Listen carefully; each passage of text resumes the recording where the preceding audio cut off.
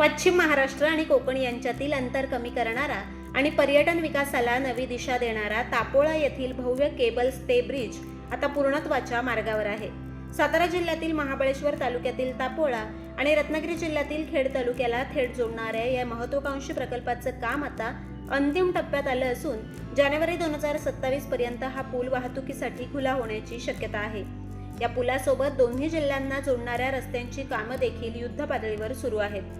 हा पूल केवळ 2 जिल्ह्यांमधील दळणवळण सुलभ करणार नाही, तर खांदाटी खोऱ्यातील निसर्गाच्या सानिध्यात वसलेल्या 15 ते 16 गावांच्या पर्यटन विकासाला देखील यामुळे मोठी चालना मिळणार आहे। कोयना बॅकवॉटरचा रमणीय परिसर, घनदाट जंगलांनी वेढलेला रघुवीर घाट, सह्याद्रीच्या डोंगर रांगांचं विहंगम दृश्य आणि निसर्ग संपन्न वातावरण यामुळे हा संपूर्ण परिसर पर्यटकांसाठी आकर्षणाचं केंद्र ठरणार आहे।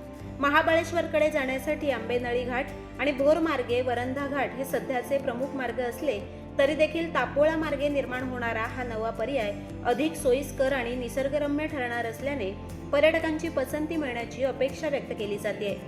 विशेष म्हणजे पूल अद्याप सुरू झाला नसताना देखील हा भव्य प्रकल्प पाहण्यासाठी पर्यटकांची मोठी गर्दी होतीये।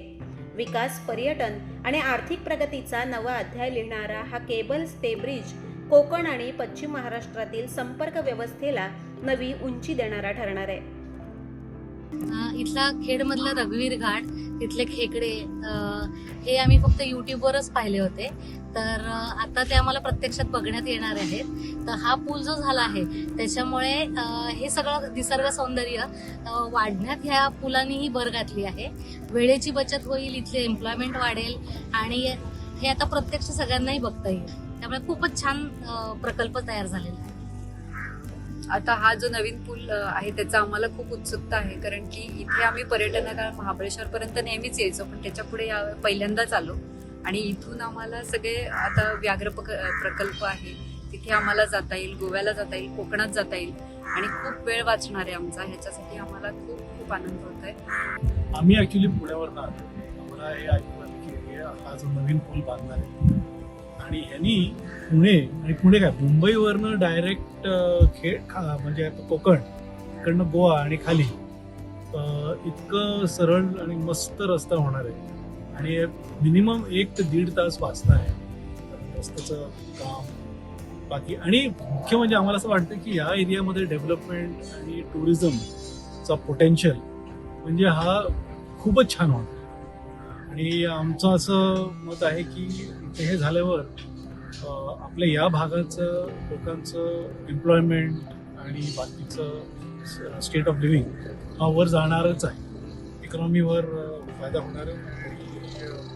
We are very happy, keep up the good. मला आज आनंद आहे की मी आज या सातारा जिल्ह्यातल्या आज या कोयना बॅकवॉटरच्या केबल स्टड स्कायवॉ ब्रिजच्या याच्या ब्रिजवरती मी उभा आहे आणि ह्या ब्रिजचं वैशिष्ट्य असं आहे की हा ब्रिज सातारा आणि रत्नागिरीला कनेक्ट होतो, जोडला जातो।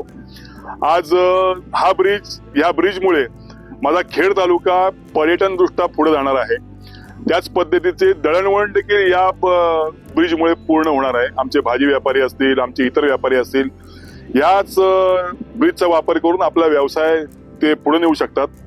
खऱ्या अर्थानं या पलीकडच्या भागातली कोयना बॅकवॉटरच्या पलीकडे असलेली अक्कलपे असेल, गाडवली असेल, दरे असेल, उचाट असेल, ही सगळी गावं विकासापासून वंचित होती किंवा पर्यटनापासून बाजूला होती। या ब्रिजमुळे इथे पर्यटन वाढेल, रोजगार वाढेल, तर ह्या ब्रिजचं हे वैशिष्ट्य आहे आणि म्हणून मला याचा आनंद आहे आणि म्हणून मी आज भेट द्यायला आलो। अतिशय उत्तम काम सुरू आहे आणि मला वाटतं 6-1 महिन्यामध्ये हा ब्रिज जनतेसाठी खुला होईल। कोकणाच्या कानाकोपऱ्यातील माहिती थेट आपल्यापर्यंत पोहोचण्यासाठी आजच आपल्या कोकणी आवाज या चॅनलला लाईक, फॉलो आणि सबस्क्राईब करा। व्हिडिओ आवडल्यास शेअर करा।